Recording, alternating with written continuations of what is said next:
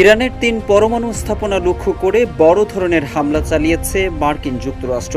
সামাজিক মাধ্যমে Fordow, Natanz, ইস্পাহানে সফলভাবে হামলা সম্পন্ন করার কথা জানিয়েছেন ট্রাম্প। ইরানে হামলার পর স্বভাবতই প্রশ্ন উঠছে, যুদ্ধে রাশিয়া, চীন ও উত্তর কোরিয়া সরাসরি জড়াবে কিনা।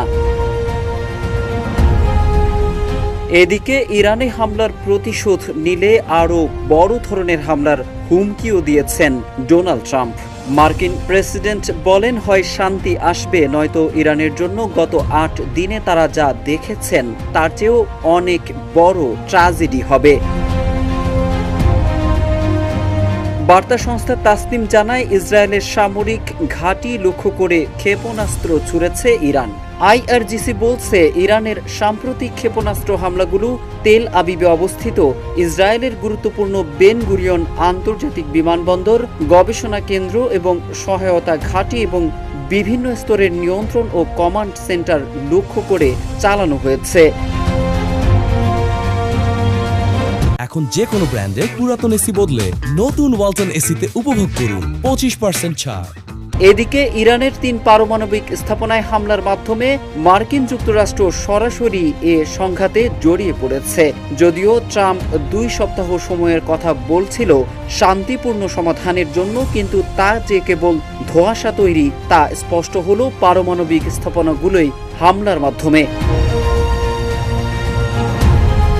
ইরান যুক্তরাষ্ট্রের হামলার আগেই পারমাণবিক স্থাপনাগুলো খালি করার কথা জানালেও এ আঘাতকে যুদ্ধের ঘোষণা হিসেবে ঘোষণা করেছে। এখনো পর্যন্ত বড় ধরনের পাল্টা সামরিক প্রতিক্রিয়া দেখা যায়নি, তবে মার্কিন ও মিত্রদের জাহাজ লক্ষ্য করে হামলার হুমকি দিয়েছে হুথিরা। এদিকে রাশিয়া, চীন যুদ্ধে এখনই সরাসরি যুক্ত হবে কিনা তা স্পষ্ট না করলেও কূটনৈতিকভাবে তীব্র প্রতিক্রিয়া ব্যক্ত করেছে। ইরানের উপর হামলাকে ইতোমধ্যেই যুক্তরাষ্ট্র আন্তর্জাতিক আইন লঙ্ঘন করেছে বলেও প্রতিক্রিয়া জানিয়েছে চীন। রাশিয়া বলছে উস্কানিমূলক সামরিক আগ্রাসন। মার্কিন যুক্তরাষ্ট্রের পারমাণবিক স্থাপনার লক্ষ্য করে হামলার ঘটনার পর ইরানের পরিস্থিতি নিয়ে গভীর উদ্বেগ প্রকাশ করেছে মধ্যপ্রাচ্যের প্রভাবশালী দেশ সৌদি আরব। এ হামলার ঘটনাকে গভীর উদ্বেগের সঙ্গে পর্যবেক্ষণ করার কথা জানিয়েছে দেশটি।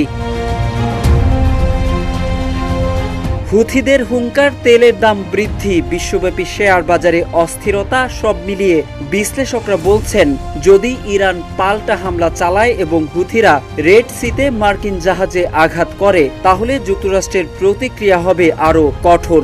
যদি এমন দিকে মোড় নেয় এ সংঘাত, তবে যুদ্ধে সরাসরি যুক্ত হতে পারে রাশিয়া, চীন, উত্তর কোরিয়ার মতো দেশগুলো। মোহাম্মদ সাইফুল ইসলাম, ইত্তেফাক।